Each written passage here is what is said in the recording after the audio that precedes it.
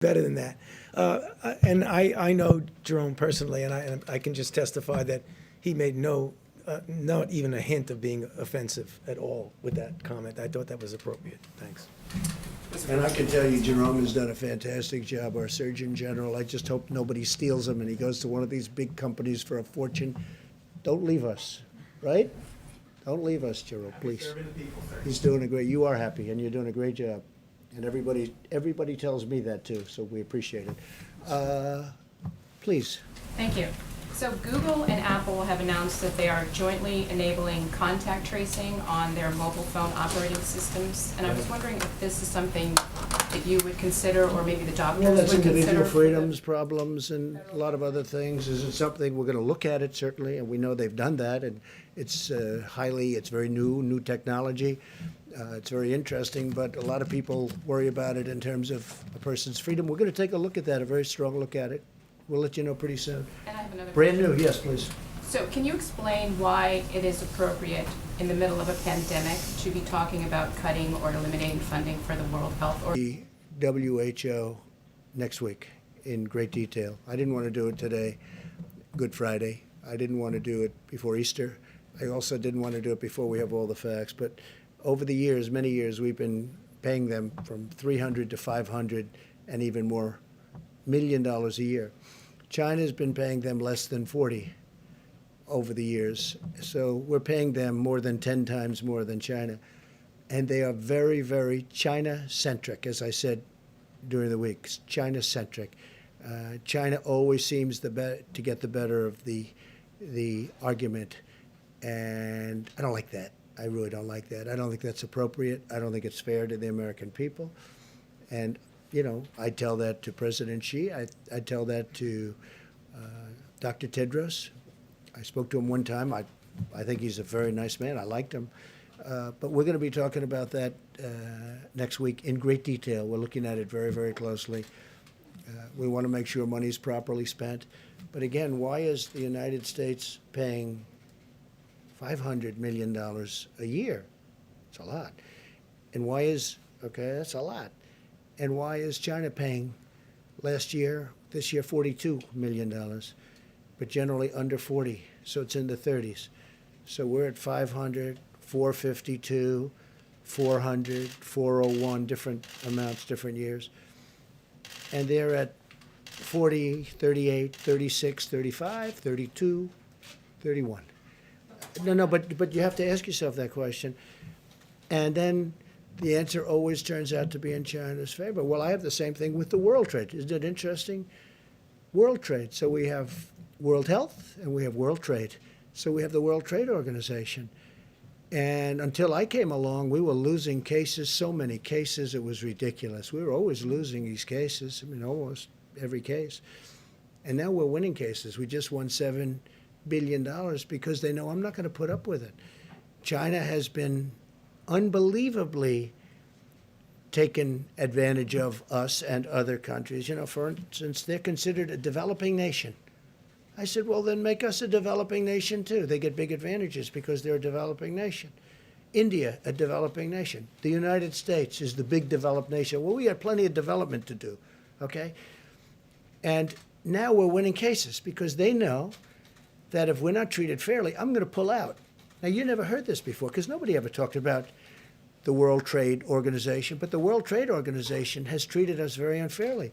But they know I'm not going to put up with it because all of these countries are taking advantage of the United States. Now, in the courts and the court system, we're not approving new judges over the last year and a half. We're not going to approve them. And Bob Lighthizer is working very hard on that. But we had always a minority position, meaning numbers of judges. So we'd have a minority number of judges. I said, how do you win with a minority number of judges? But all of a sudden we're winning. And the reason we're winning is they know if they don't treat us properly, and we won $7 billion just this very recently, and the money is pouring in. And we've won other cases too. We've won a lot of cases. But you know from covering it, I know you know, that the United States was taken advantage of by the World Trade Organization. And by the way, speaking of China, if you look at the history of China, it was only since they went into the World Trade Organization that they became a rocket ship with their economy. They were flatlined for years and years, frankly, for many, many decades. And it was only when they came into the World Trade Organization that they became a rocket ship because they took advantage of all the rules. I'm not even blaming them. I'm saying, how stupid were the people that stood here and allowed it to happen? But we don't allow that to happen. And if they don't treat us fairly, we'll leave. But now we're starting to win cases. How about somebody new for a change? Come on, go Mr. ahead. President, as many schools and school districts are closing across the country, Florida Governor Ron DeSantis has not ruled out closing or opening out schools in May, saying that many kids are not vulnerable to this disease. Do you agree with that assessment, and do you believe that schools, would you recommend that schools open up and to those states that have Well, I have a lot of cases? confidence in Ron DeSantis, a lot of faith in Ron DeSantis to make the right decision. He's doing a great job as governor. Ron DeSantis, I had read where he's thinking about opening up the schools earlier than the date, the end of the month. I'd have to look at the numbers. But again, I like to allow governors to make decisions without overruling them. Because from a constitutional standpoint, that's the way it should be done. If I disagreed, I would overrule a governor. And I have that right to do it. But I'd rather have them, you can call it federalist, you can call it the Constitution, but I call it the Constitution. I would rather have them make their decisions. But he's made a lot of good decisions. And he hasn't said he's going to, but he's thinking about it. So I'll take a look at it. If I can ask a follow-up to one of the doctors, if you allow children back in the schools, wouldn't that pose a threat to spreading the virus even further to some of those vulnerable? Well, I think the answer is people? obvious, but if you want, either, would you want to just talk about that, maybe? Tony? Kicks me up here, right? I know. I think we know the answer to that. Yeah, I mean, from pure. Council, so we don't get it confused with Mike's task force, which has done so great. And we're going to have the great business leaders, great doctors. We're going to have a great group of people. We'll probably do it by teleconference because we don't really want them traveling in for their own purposes. I don't think it would look good also, but we don't want them traveling in. So we'll do teleconference. We did one the other day with the banks, and it was very successful, the teleconference itself. And we'll be announcing names on Tuesday, who's on that. And that'll play a role. But ultimately, I have to make that decision. And then I'll have to make a decision. Do we close a little area that's a hot spot? I do say this, Jim. I want to get it open as soon as possible. This country was meant to be open and vibrant and great, not where people are, staying. Are you determined to do I'm May not. 1st? I would love to open it. I'm not determined anything. The facts are going to determine what I do. But we do want to get the country open, so important. So I'll have a task force, I'll have a council. It's going to be announced on Tuesday with names that you have a lot of respect for, a lot of great names, different businesses, different people. Bipartisan? Bipartisan. I didn't even ask. I mean, honestly, I think it's bipartisan. The one thing I didn't ask, are you Republican or a Democrat? Hard to believe, but I didn't ask. So it would be. And I want their views on what they think. Also, very important, different parts of the country. Because you go to the Midwest, it's different than perhaps the East Coast or the West Coast. Now, the West Coast, those numbers are really pretty amazing on the West Coast. Very interesting. So we're going to be announcing that in a very short while, probably Tuesday. Go ahead, please. Thank you, Mr. President. Government officials. Naval force, and we're blocking the shipment of drugs. So maybe what they're doing is stopping ships that they want to look. We're not blocking. What we're doing is we're making sure we don't want drugs in our country. And especially with the over 160 miles of wall, it's getting very hard to get through the border. They used to drive right through the border like they owned it. And in a certain way, they did. They could drive right. They had human trafficking. They had, all of a sudden, they have a powerful wall up. And they're not driving through that wall. That wall is tough. And it's also loaded up with equipment, cameras and sensors and everything you can think of. On top of that, we have drones flying back and forth over it. So it's a very powerful barrier between Mexico and the United States. A lot of people, though, what they're doing now is they're trying to come in through the waterways, whether it's the Gulf or the ocean itself. And what we're doing is we're being very tough. And we're being tough because of drugs and also human trafficking. And remember, the human trafficking is mostly females. It's mostly females. It's horrible, and what we're seeing is horrible. But you have we have a human trafficking problem worldwide, the likes of which, you think of it as an ancient thing.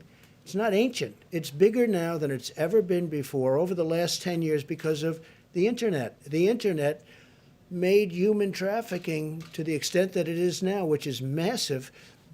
The internet made it so big. So we have a big naval force that's stopping. So maybe when you mention that, maybe their ships are getting caught. But we are stopping a lot of ships, and we're finding a lot of drugs. Yeah, please. Thank you, sir. On the additional money for small I meant you, but that's okay. Go ahead. We'll do this. Sorry. Go ahead. On the additional money for small business. But I think it should be in phase 4, and I think we should have infrastructure, and I think we should have a payroll tax moratorium, because that's something that over a period of time the workers get, sort of semi-immediately. It's over that period of time. It starts immediately, but it's over a period of time. I mean, there are a lot of people, I'm one of them, that would have liked to have seen the payroll tax cut as a permanent cut. But we should do the double-edged, meaning business, employee, payroll tax cut. So we're talking about that. And I'm certainly okay with helping the states and helping the hospitals. I just think, because, look, the hospitals need help. You see what they've gone through. And the states need help. Some states in particular need help. They need big help. I'm willing to look at that very strongly, but I like looking at it in phase 4. The 251 is actually, the plan is working out well. The banks are getting started with the distribution. They've taken thousands and thousands of applications. The numbers aren't even believable, the number of applications. They're swamped, but Bank of America and Wells Fargo, and I guess Citibank is just now kicking in. And also, what nobody's talking about, the commercial banks, the community banks. Everyone's talking commercial banks. The community banks are doing tremendous volumes. And they're probably doing them faster, from what I understand. I hear the community banks, frankly, are the easiest ones in terms of getting the money out. So the money is getting out. The applications are far beyond what we ever anticipated. And that's why we're going, because this is money that goes essentially to the workers. We want the businesses to hold on to their workers, because once they lose the workers, they're never opening again. It's not going to happen. Okay, in the back? Sir, Gordon Lewald from Wall Street Journal. I wonder if you could expand A little bit less. So number one, it's staying in the ground. You have it for another day.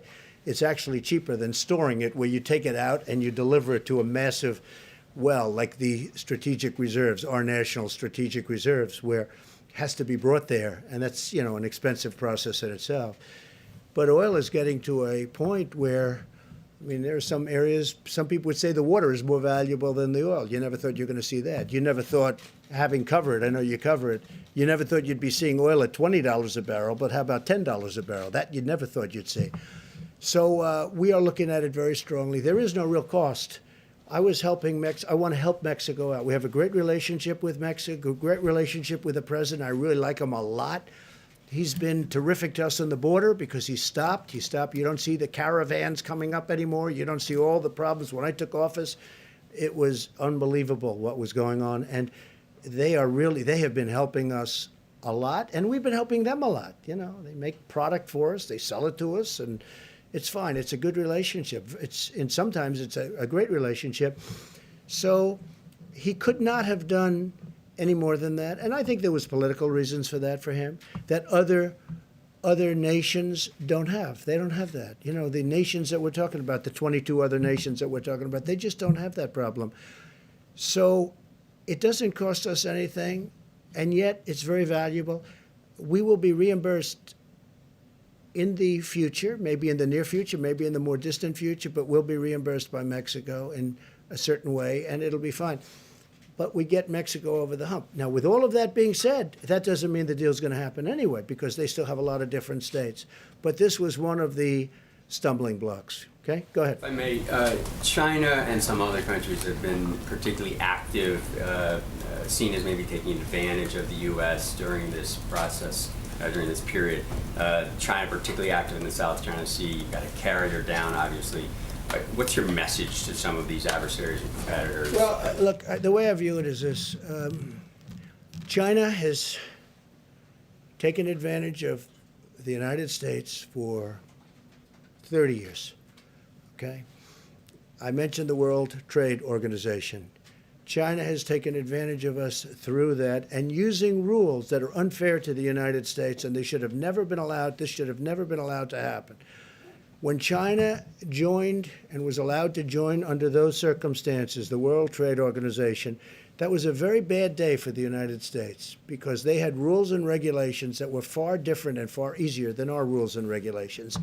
Plus, they took advantage of them down to the last, and you know China and you study China, and you know what I mean. They took advantage of them like very few people would even think to take advantage of them. And again, they are considered, right, a developing nation. We are not considered a developing nation. They're given advantages. Okay. For many years, China has ripped off the United States. And then I came along. And right now, as you know, China's paying 25%, and we've taken in billions and billions and billions of dollars in tariffs from China. And I know a lot of the people kept saying, oh, no, we're paying. Well, we're not paying. You know, countries are different. Not every country is China. But China would devalue their currency, and they'd also pour out money. And they essentially were paying most of those tariffs, not us. And as you know, we've taken in tens of billions of dollars. They targeted our farmers. But we took in so much money that I was able to give back. One year it was 12 billion, one year it was 16 billion. I was able to give back our farmers the money that they were targeted, hurt. China bought 12 billion and bought 16 billion. 1 year 12, 1 year 16. I was able to give them back the 12 and then give them back the 16, the farmers. And they weren't targeted, and they're all in business. Now we're doing it because they got targeted in a different way. Now I'm going to be very interested to see. So we signed a deal with China, and under that deal, they're supposed to buy substantially in excess of $200 billion from us. That's not only farm product, it's manufacturing product, it's lots of different things. They're going to buy a lot. I just want to see if they live up to that deal. I know President Xi, I would say he would live up to the deal. But remember this. I never took off the tariff. It's still 25%. That's how big. 25% of $250 billion. So for the first time, and you saw also, now again, I'm going before the virus hit, because that's sort of like, that's like, let's start all over again. Okay? I can't tell you that yet, because that chapter hasn't been written yet. But go up a few weeks ago, the deficit with the United States and China was coming way down. Nobody's seen that. Nobody's ever seen that before. But the deficit has come way down. So now we start a new chapter. And I can only tell you, if a smart person is standing where I'm standing, we're going to do very well with China. Okay? Have with China is a good thing. But for the first time, we're benefiting instead of being the sucker that could, that got taken advantage for years. Nobody. I said to China, how did this ever happen? I got to know him very well. I said to him, representatives of China at the top level, you know who I'm talking about. I say, how did this ever happen? They looked at me and they said, but nobody ever called us. We didn't have a deal. It's not like we had a bad deal. We had worse. We didn't have any deal at all. So they just took advantage. Think of it. $500 billion a year deficit. Not 500 million's a lot of money, right? It's not, everyone thinks I made a mistake when I say 500 trillion. No, you mean 500 million. No, I said $500 billion a year deficit with China for a long time. But it was 200, it was 300, it was 400, it was 500, 556 billion, 507, $500 billion plus a year deficit with China. Now I'm charging them tariffs. And it's very interesting. A lot of people that don't want to do that, they all agreed because China has taken advantage of this country like nobody has ever taken. We have built China with the money we gave them. Now, I give them a lot of credit, okay? I give them a lot of credit. They did it. But you know what? We made it a hell of a lot easier. We gave them a fortune. Go ahead. How about you in the back? Yes. Oh, thank you, Mr. President. I'm Deborah Saunders. We'll be asking in my opinion. They haven't even asked yet. Boeing has not asked for aid yet, but I think they probably will. Now, at the same time, they do have to run a company. This isn't a great time to sell airplanes. Let's not kid ourselves, okay? If you're a business person, Boeing makes airplanes. They had a big problem with one, but they make the greatest airplanes. They make the best airplanes in the world. They had the problem with one. They got it too complex. It becomes so complex. You have to be number one in your class at MIT to be able to fly it. It's a mistake. Every 2 years, they want to make it more and more. I mean, they had great success with the 737, the Boeing 737. Then all of a sudden, they do the MAX, and they say, let's make it more complicated. Let's put on different engines. Let's do this. Let's do that. It was not exactly a good decision. Bad decision. Very bad, horrible decision. Number one, human lives, and number two, horrible's what's happened to the company. Here's a company, from a business standpoint, was like probably the greatest company in the world, in my opinion. I think it amounts to 1% of GDP. Some people say it's a half. I think it's 1. But here's one of the greatest companies anywhere in the world, maybe the greatest. And boom. Now, on top of what happened there with the 2 planes, and they say they have that fixed. That's good. They say they have it fixed undisputably. In fact, somebody said, they gave me something. I said, you should say it that way. They said, sir, this is now the safest airplane in the air. I said, that's what you should say. That's a very good statement. It's the safest airplane in the air. That's a very good statement. You should